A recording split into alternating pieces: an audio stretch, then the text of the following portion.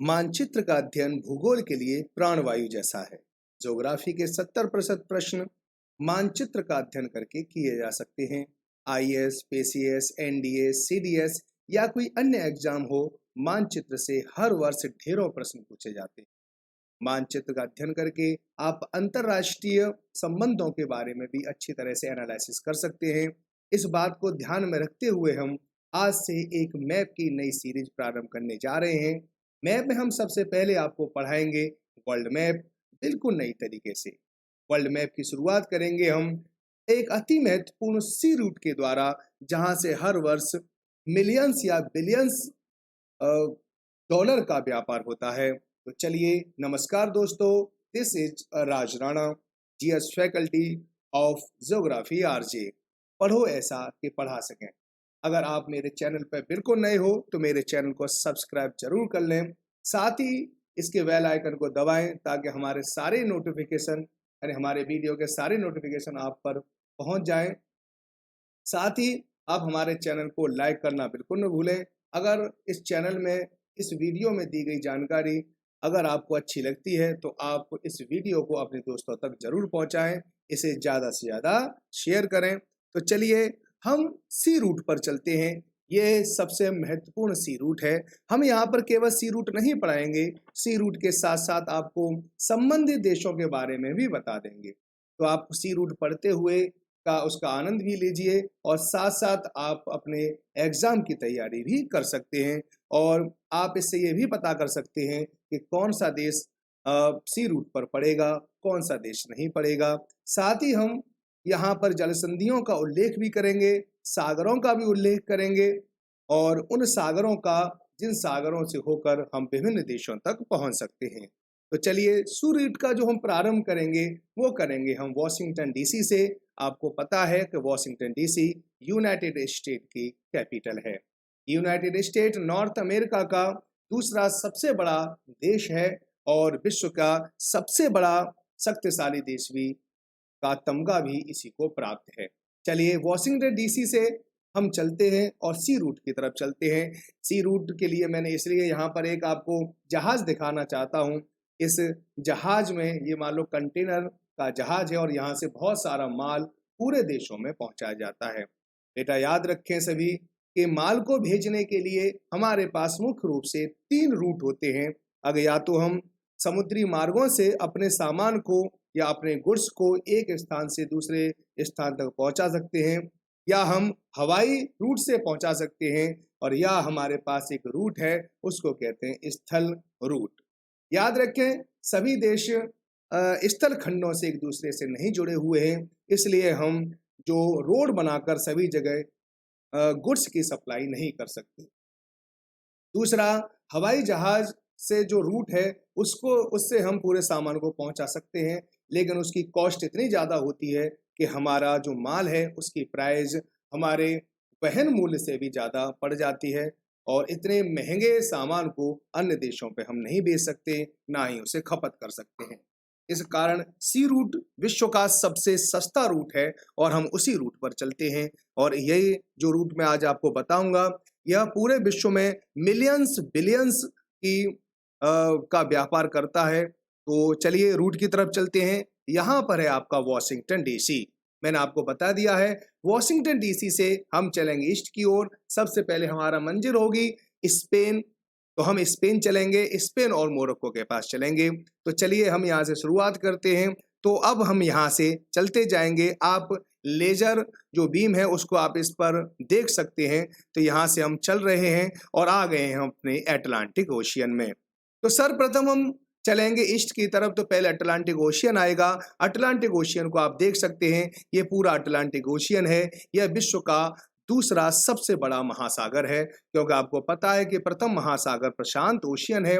और अगर इसका हम आकार देखेंगे तो आप देख पाओगे कि लगभग एस जैसा इसका आकार है। ये वही अटलांटिक ओशियन है जहां पर टाइटैनिक जहाज डूब गया था। तो आप उससे इस तरह से कनेक्ट करके आप याद भी रख सकते हो।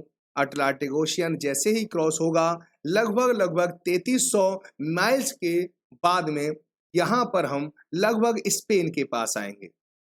चलिए स्पेन पहुंचने से पहले हम यहाँ पे देख लेते हैं। यहाँ पे दो देश हैं, ये दोनों ही देश यूरोप के हैं। एक है पुर्तगाल और दूसरा है स्पेन। पुर्तगाल के बारे में तो आपने सुना ही होगा। पुर्तगाल का व्यक्ति था वास्को डी गामा, जो 1498 में भारत के लिए उसने एक नए रूट की खोज करी थी, इसलिए इसे भारत का खोजकर्ता भी कहा जाता है। ये जो स्पेन है, स्पेन का एक नाविक था, उसका नाम था कोलंबस, और उसी ने अमेरिका की खोज करी थी। चलिए, क्योंकि अभी हमें क्या करना है, अभी हमें अटलांटिक ओशियन से सीधे भूमध्य सागर में पहुंचना है। यहाँ जो आप देख सकते हैं ये भूमध्य सागर है, लेकिन अटलांटिक से भूमध्य सागर को में प्रवेश करने के लिए मुझे एक छोटी सी जल संधि की आवश्यकता होगी। याद रखें, जल संधि को स्ट्रेट भी बोला जाता है। जल संधि ऐसा स्थलाकृति होती है जो दो जल समूहों को आपस में जोड़ती है तथा जो दो स्थल खंडों को आपस में अलग अलग करती है। तो यहाँ आप देख सकते हो जिब्राल्टर जल संधि मोरक्को और स्पेन स्थल खंडों को अलग अलग कर रही है, तो साथ ही साथ ये अटलांटिक ओशियन को भूमध्य सागर से भी जोड़ रही है। ये है आपका भूमध्य सागर। इस भूमध्य सागर को आप अच्छे से देख सकते हैं। ये भूमध्य सागर है, मैं इसे आपको बड़ा करके भी दिखा सकता हूं। तो यहाँ पर आप भूमध्य सागर को देख सकते हैं। ये आपका भूमध्य सागर है। ये भूमध्य सागर के बारे में कहा जाता है कि यह हमारे 33 सागर का ही एक अवशेषी भाग है। तो हमारे 33 सागर से बहुत सारे पर्वतों का निर्माण हो गया था, तो जहाँ पर्वतों का निर्माण नहीं हुआ था वहाँ पर आज समुद्र ही बना हुआ है। तो भूमध्य सागर को हम इस तरह से याद रखेंगे। साथ ही भूमध्य सागर के चारों ओर आपको बहुत सारे देश भी दिखाई देंगे। तो अगर आप भी अपना जो मरीन रूट के द्वारा अपना व्यापार फैलाना चाहते हैं, तो जब भी आप भूमध्य सागर में आएंगे तो आपके दिमाग में भी ये बात होनी चाहिए कि हम भूमध्य सागर से कौन कौन से देशों में अपने सामान की डिलीवरी कर सकते हैं। तो मैं इसी को आपको यहाँ पे बता देना चाहता हूँ। तो अगर आप देखना चाहते हैं तो हम यहाँ अभी आपको एक एक करके बताते हैं।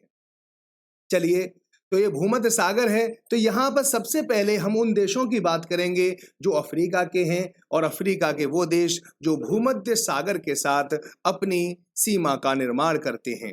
चलिए, तो सबसे पहले यहाँ पे देखते हैं नंबर 1 मोरक्को। सबसे पहले कौन सा है? मोरक्को है। तो दूसरे नंबर पर ट्यूनेशिया है। तीसरे नंबर पर आता है, दूसरे नंबर पर अल्जीरिया है, तीसरे नंबर पर ट्यूनेशिया है। ये छोटा सा पीला कलर का जो आपको दिखाई दे रहा है ये ट्यूनेशिया है। ये लीबिया है, आपको पता होगा गद्दाफी यहीं का था। इसके बाद इजिप्ट है, जिसे हिंदी में मिस्र कहते हैं। इस पांचों देशों को आप मेटल नामक ट्रिक से भी याद रख सकते हैं, MATLE। तो आप सीधे याद रख सकते हैं मोरक्को, अल्जीरिया, ट्यूनेशिया, लीबिया और इजिप्ट। जब हमारा कंटेनर भूमध्य सागर में होगा तो हम इन देशों के साथ अपना व्यापार कर सकते हैं। यहाँ से सामान को लोड भी कर सकते हैं और डीलोड भी कर सकते हैं। साथ ही अगर भूमध्य सागर में जब हम आ ही गए हैं तो कुछ यूरोपियन कंट्रियों में भी हम अपना सामान पहुंचा सकते हैं। इसका मीन्स ये है कि कुछ यूरोपीय देश हैं जो हम भूमध्य सागर से लगे हुए हैं, और इस तरह का क्वेश्चन भी आपसे एग्जाम में पूछा जाता है। ठीक है, तो कौन कौन से लगे हुए हैं इन्हें हम देख लेते हैं। यहाँ पर आपका स्पेन है। स्पेन मैंने आपको पहले भी बताया था। स्पेन के बाद आप जाओगे तो ये फ्रांस है। ये आपको फ्रांस दिखाई दे रहा है, ये आपको स्पेन है। स्पेन के बाद यहाँ जो आपको दिखाई दे रहा है ये इटली है, और ये भी इटली ही है अगर आप इसको देखोगे, क्योंकि हम इसी की बात करेंगे और ज़्यादा उधर नहीं जाएंगे। इसके बाद ये इटली है, और इसके बाद ये जो आपको दिखाई दे रहा है ये है आपका ग्रीस। ठीक है, तो ये 4 हमारे हो गए देश, स्पेन, फ्रांस, इटली और ग्रीस। ये 4 यूरोपियन देश हैं जो भूमध्य सागर के साथ मिले हुए हैं। इस कारण जब भी आप अपना व्यापार भूमध्य सागर से करोगे तो इन 4 यूरोपियन देशों में भी अपने सामान की डिलीवरी कर सकते हो। चलिए हम आगे आते हैं। तो भूमध्य सागर में ही है अभी हम। भूमध्य सागर से कुछ और कंट्री भी लगती हैं, लेकिन यह कंट्री एशिया की है। तो कौन कौन सी कंट्री लगती है एशिया की, वो आपको याद कर रखना बहुत जरूरी है। तो चलो हम याद कराते हैं। तो सबसे पहले टर्की है। ये आपको टर्की दिखाई दे रहा होगा, याद रखें टर्की क्या है। टर्की अंतर महाद्वीपीय देश है, अर्थात यह 2 महाद्वीपों में आता है। ये जो टर्की का भाग है जो एशिया में है और ये वाला जो टर्की का भाग है वो यूरोप में है। तो चलिए टर्की है, टर्की के बाद आपको छोटा सा आइलैंड दिखाई दे रहा होगा, यहाँ मैं दिखाना चाहता हूँ ये साइप्रस है, ठीक है, ये भी एशिया का भाग है, ये साइप्रस है। साइप्रस के बाद यहाँ पर आपको दिखाई दे रहा है ये सीरिया है। ये सीरिया वही है जहां पर आईएसआईएस आतंकवादी संगठन था और जिसने सीरिया की हालत को बहुत बुरी तरह से प्रभावित किया था।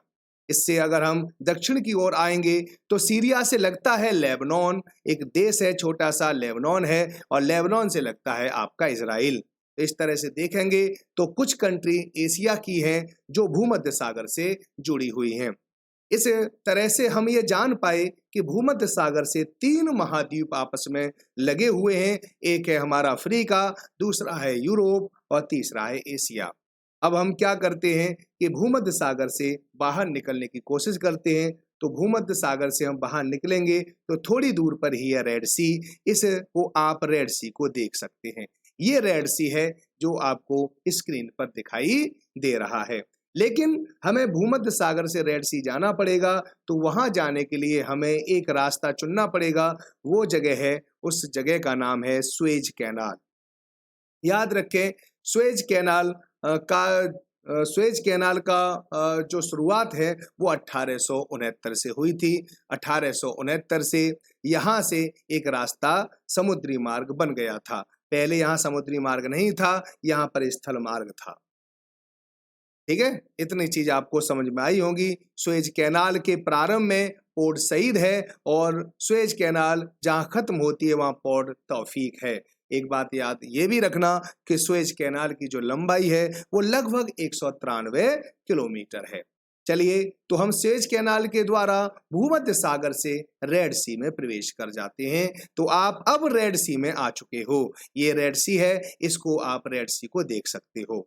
लेकिन जब आप रेड सी को देख रहे हो तो साथ साथ आपको एक बात याद भी रखनी चाहिए कि रेड सी में जब आप अपने कंटेनर को लेके आओगे, तब आप अपने शिप को लेके आओगे, तो आप कौन कौन से देशों के साथ व्यापार कर सकते हो, अर्थात कौन कौन से देश हैं जो लाल सागर से लगते हैं या रेड सी से लगते हैं। तो याद रखो ये रेड सी एक विभाजक है हमारे एशिया और अफ्रीका के बीच में। तो एशिया की 2 कंट्री हैं जो रेड सी से लगती हैं। तो पहला है उसमें सऊदी अरेबिया, तो दूसरा है आपका यमन।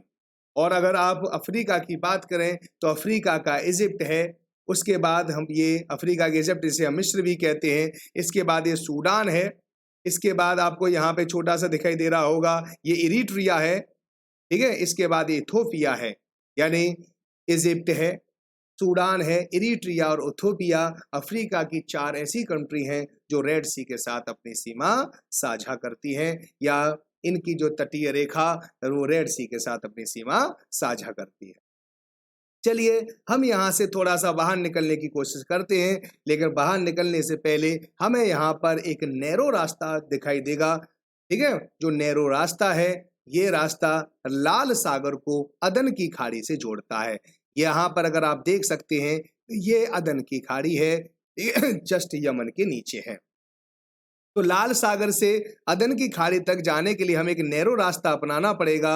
वह जो नैरो रास्ता है वो जल संधि है और जल संधि का नाम है बॉब अल मंडेब, अर्थात बॉब अल मंडेब रेड सी को अदन की खाड़ी से जोड़ती है। चलिए अदन की खाड़ी को देखते हैं। तो अदन की खाड़ी में आप देखोगे तो पता करोगे इसके नॉर्थ में यमन एक देश है, तो इसके साउथ में सोमालिया है।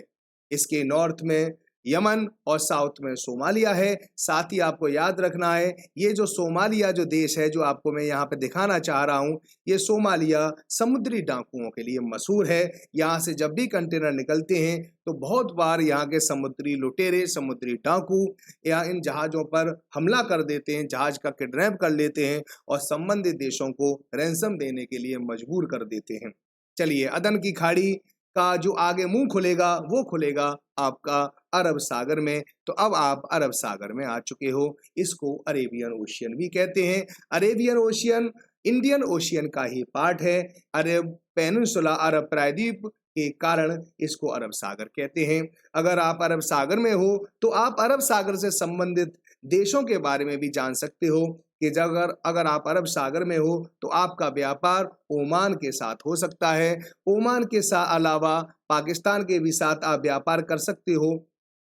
इसके बाद इंडिया के लिए भी व्यापार कर सकते हो, और भी आप अगर चाहो तो यहाँ से जाकर आप सीधे यूएई के लिए भी व्यापार कर सकते हो। यूएई के बाद यहाँ पर आप फारस की खाड़ी में भी व्यापार कर सकते हो। यहाँ ईरान के साथ भी व्यापार आपका हो सकता है। चलिए, तो हम यहाँ से अरब सागर से सीधे भारत पहुंच जाते हैं। तो इस तरह से हम यहाँ पर हैं इस समय भारत में। तो भारत के हम बहुत सारी जगह अरब सागर से ही व्यापार कर सकते हैं। मुंबई में भी हम यहाँ से जा सकते हैं, पणजी में भी जा सकते हैं। यहाँ पर बहुत सारे हमारे महत्वपूर्ण पोर्ट हैं, जैसे यहाँ पर भारत का कांडला पोर्ट है, तो यहाँ पर मुंबई है। अगर मुंबई के नीचे जाओगे तो यहाँ पर मर्मगोवा पोर्ट है, गोवा में। मर्मगोवा के नीचे अगर जाओगे तो मैंगलोर पोर्ट पड़ता है भारत का। मैंगलोर के पोर्ट के बाद और अगर नीचे जाओगे तो यहाँ पे कोची पोर्ट भी है। तो यहाँ से हम समुद्री मार्ग से भारत के विभिन्न शहरों के साथ व्यापार कर सकते हैं। इसके साथ ही हमें अगर भारत के पूर्वी भाग में जाना होगा तो हम कुछ इस तरह से रास्ता लेंगे जैसे हमने रास्ता बनाया है। हम पूरे श्रीलंका को पार करके इधर पहुंच पाते हैं। अब आप कहोगे कि सर हम यहाँ से भी तो पहुंच सकते हैं, तो यहाँ से हम अपने बड़े कंटेनर को आराम से नहीं निकाल सकते, क्योंकि राम सेतु होने के कारण यहाँ की गहराई काफी कम है, जिसमें से जहाज आराम से नहीं निकल सकता। तो चलिए, यहाँ से हम चलेंगे तो भारत के पूर्वी क्षेत्र में पहुंचेंगे, और पूर्वी क्षेत्र में बहुत सारे हम बंदरगाहों से बहुत सारे राज्यों के, भारत के राज्यों तक पहुंच पाएंगे। लेकिन चलिए, तो ये महत्वपूर्ण रास्ता है। इसके बाद फिर हम भारत से आगे की ओर चलते हैं। तो भारत से हम कुछ इस तरह से चलेंगे। ये वाली जो जगह आपको दिखाई दे रही है, ये वाला स्थान है बे ऑफ बंगाल। इसे बंगाल की खाड़ी भी कहा जाता है, ठीक है, क्योंकि बंगाल प्राचीन काल में काफी प्रसिद्ध था, इस कारण इसको बे ऑफ बंगाल भी कहा जाता है। चलिए, इसके बाद हमारा यहाँ पर आ जाएगा अंडमान निकोबार द्वीप समूह। और आपको पता है, निकोबार जहाँ पर खत्म होता है वहां पर है भारत का सबसे दक्षिणतम बिंदु। अगर भारत के दक्षिणतम बिंदु की बात करोगे तो वो है इंदिरा पॉइंट या पिगमेलियन पॉइंट। अगर उसके और दक्षिण में आओगे तो है वहां पर एक ग्रेट चैनल। जो एक ग्रेट चैनल है वह अंडमान निकोबार को इंडोनेशिया से अलग करता है। तो हम ग्रेट चैनल से होकर ही इंडोनेशिया के पास आएंगे। तो अब यहाँ से होकर हम यहाँ पर आ गए हैं। आप दोनों तरफ देख सकते हो, इधर जो आपको ये संरचना दिखाई दे रही है ये इंडोनेशिया है। तो अब आप इंडोनेशिया के पास आ चुके हो, और इधर जो आपको ये दिखाई दे रहा है ये है मलेशिया। तो देखिए, इंडोनेशिया और मलेशिया के बीच में अभी एक स्ट्रिप यानी नैरो स्ट्रिप है। यहाँ से एक संकीर्ण समुद्र है, और इसको संकीर्ण जो चीजें होती हैं तो इसको हम क्या कहते हैं, जल संधि कहते हैं या स्ट्रेट कहते हैं। तो यहाँ पर ये अंडमान सागर है, ये वाला जो अंडमान सागर है, अंडमान सागर से हम क्या करेंगे, मलक्का स्ट्रेट, ये मलक्का स्ट्रेट है, इससे हम जावा सागर में पहुंच जाएंगे। याद रखें, मलक्का स्ट्रेट बहुत मोस्ट इंपोर्टेंट है। बहुत सारे एग्जाम में पूछा जाता है कि मलक्का स्ट्रेट किस किस को आपस में जोड़ती है, तो आप बताओगे अंडमान सागर को जावा सागर से जोड़ती है, तथा इंडोनेशिया को अलग कर देती है ये मलेशिया प्रायद्वीप से, मलाया प्रायद्वीप से। साथ ही साथ मलाया प्रायद्वीप के बिल्कुल दक्षिण में अगर देखोगे तो एक छोटा सा देश है जिसे हम सिंगापुर के नाम से जानते हैं। यहाँ पर है आपका सिंगापुर। सिंगापुर की अर्थव्यवस्था पूरी तरह से टूरिज्म पर आधारित है। यहाँ से जो भी जलपोत निकलते हैं यहीं पर रुकते हैं। इस कारण यहाँ पर टूरिस्ट सेक्टर का, यहाँ पर हॉस्पिटैलिटी सेक्टर का बहुत ज़्यादा डेवलपमेंट हुआ है। तो सिंगापुर की इकोनॉमी और मलक्का स्ट्रेट, इन दोनों का आपस में कोरिलेशन है। इसके बाद हम आगे चलते हैं, तो चलने के साथ साथ देखेंगे हम ऊपर जाने के बाद यहाँ पर साउथ चाइना सी में हम एंटर हो जाते हैं। तो हम यहाँ पर कहाँ आ गए हैं, साउथ चाइना सी में हम आ गए हैं इस टाइम।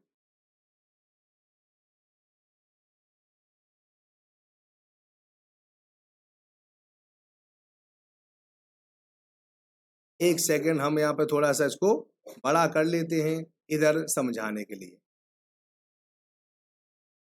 तो यहाँ पर हम आपको यहाँ लिए चलते हैं। ये वाला जो स्थान जहाँ पर कंबोडिया लिखा हुआ है, ये है आपका साउथ चाइना सी। तो आपने साउथ चाइना सी या दक्षिण चीन सागर के बारे में अच्छे से सुन रखा होगा। दक्षिण चीन सागर विवादों का केंद्र बना हुआ है, क्योंकि जो चाइना है इस पूरे दक्षिण चीन सागर पर अपना कब्जा दिखाता है। और अपना कब्जा दिखाने के कारण ही आपको पता है कि यहाँ से ये जो दक्षिण सागर है ये वाला, तो यहाँ पर अपना कब्जा दिखाता है, लेकिन और यहाँ के सभी संसाधनों पर अपना अधिकार जमाता है।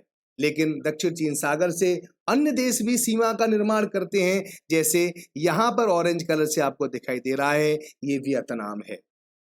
ठीक है, ये वियतनाम है। तो यहाँ से आपको दिखने वाला ये मलेशिया है। यहाँ पर जो आपको दिखाई दे रहा है फिलीपींस है। ये भी दक्षिण चीन सागर पर अपना दावा करते हैं और इसका समान रूप से वितरण की बात कहते हैं, जिसे चाइना लगभग नकार देता है। चलिए फिर यहाँ से दक्षिण चीन सागर से हम ऊपर की ओर चलेंगे तो यहाँ पर ताइवान दिखाई देगा। ताइवान और चीन के मध्य में एक संधि है, जिसे हम ताइवान स्ट्रेट के नाम से जानते हैं। ताइवान स्ट्रेट से हम निकलेंगे तो ताइवान स्ट्रेट के बाद यहाँ पर जो हम पहुंचेंगे उस स्थान का नाम है ईस्ट चाइना सी। यहाँ पर ईस्ट चाइना सी है क्योंकि ये चाइना के पूर्व में पड़ता है।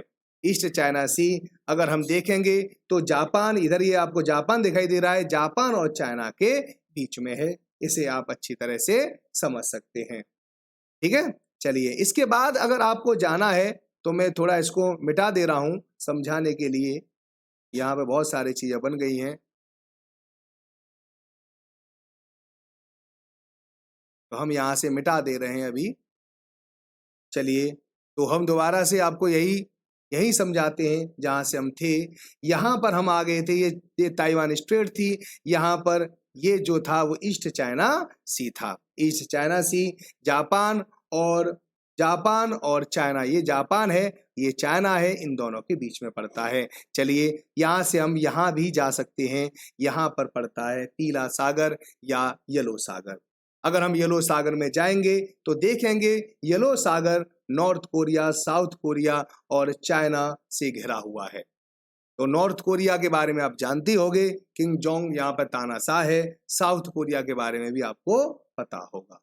चलिए तो अब क्या करेंगे, हमारा सूर्य रूट आगे चलेगा। ये है हमारा ईस्ट चाइना सी, और यहाँ पर जो आपको ये दिखाई दे रहा है जहाँ पर मेरा कर्सर है, यहाँ पर है जापान सागर। तो याद रखें ये ईस्ट चाइना सी को जापान सागर से जो जोड़ती हैं, तो यहाँ पे दो स्ट्रेट हैं।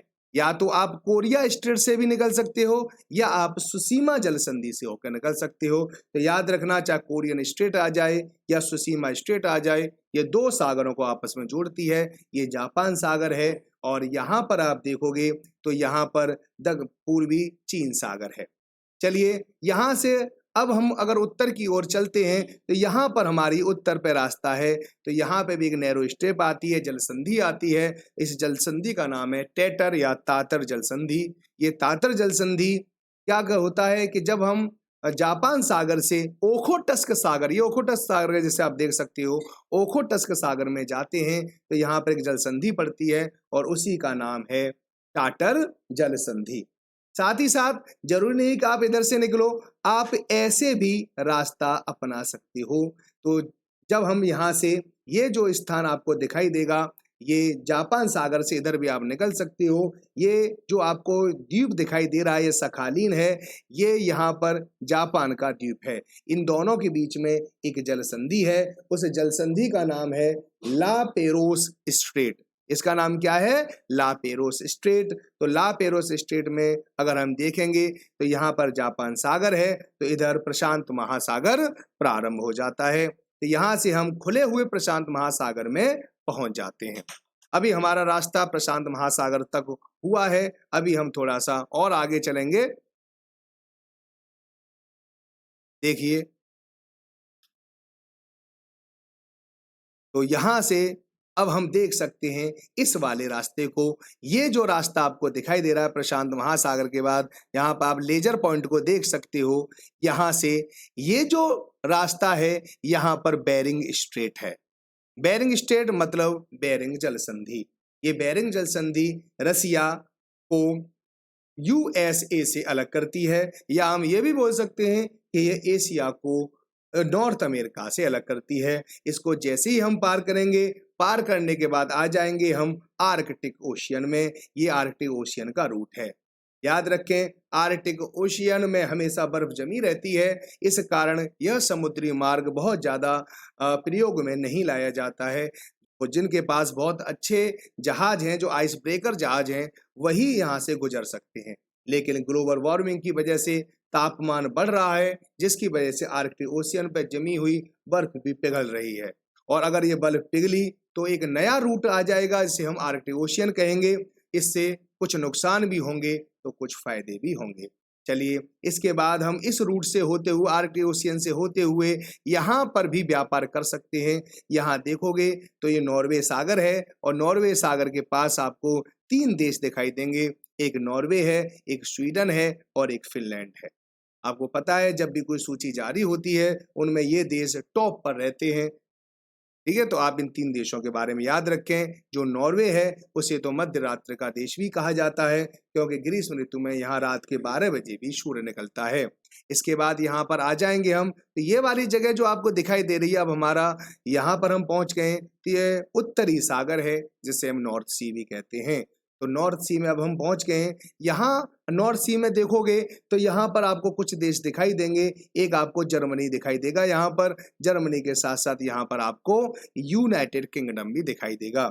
तो यूनाइटेड किंगडम है, और साथ साथ आपको यहाँ पर एक फ्रांस दिखाई दे रहा है, और यहाँ पर आपको यूनाइटेड किंगडम दिखाई दे रहा है। दोनों के बीच में एक चैनल है, जिसे ये वर्ल्ड प्रसिद्ध चैनल है, जिसे हम इंग्लिश चैनल के नाम से जानते हैं। तो कभी आपसे पूछे कि इंग्लिश चैनल कहाँ है, तो आप बता सकते हो यूके और फ्रांस के बीच में है, और ये नॉर्थ सागर को अटलांटिक ओशियन से जोड़ देता है। तो अब हम यहाँ से अपने कंटेनर को, या जो शिप कंटेनर है, उसे हम निकाल के दोबारा से हम अटलांटिक ओशियन में आ जाते हैं, और अटलांटिक ओशियन के बाद हम सीधे पहुंच जाते हैं दोबारा से वॉशिंगटन डीसी ही पहुंच जाएंगे। चलिए, इस तरह से हमारा ये रूट पूरा हो गया।